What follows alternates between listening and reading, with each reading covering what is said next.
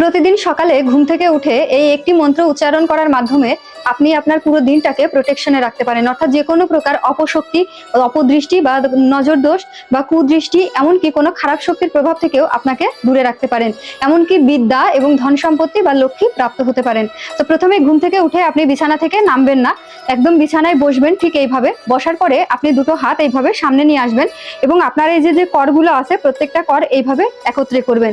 এমনকি এইভাবে করমণ্ডল সৃষ্টি করে আপনি আপনার করের দিকে দৃষ্টিপাত করবেন এবং একটি মন্ত্র উচ্চারণ করবেন। মন্ত্রটি হলো कराग्रे वसति लक्ष्मी करमध्यये सरस्वती करमूले तु गोविंदाया प्रभाते कर दर्शनम। যখন আপনার মন্ত্র উচ্চারণ শেষ হবে তখন দুই হাত এইভাবে ঘষে যে একটা গরম একটা তাপ উৎপন্ন হবে, সেই তাপটা আপনি আপনার দুই শরীরে এইভাবে দিয়ে, চোখে মুখে দিয়ে এইভাবে সবকিছু পুরো শরীরে এইভাবে স্পর্শ করবেন। ঠিক আছে? তাহলে আপনার ভিতরে একটা প্রোটেকশন শেল তৈরি হবে। এমনকি ভগবান দেবদেবীরা প্রত্যেকে আপনাকে তখন রক্ষা করবে। এমনকি বাইরে থেকে কোনো প্রকার কুদৃষ্টি বা খারাপ কোনো কিছু আপনার উপরে প্রভাব বিস্তার করতে পারবে না। জীবনে 2 দিনই করে দেখুন, পরিবর্তনটা নিজেই লক্ষ্য করতে পারবেন। রাধে রাধে।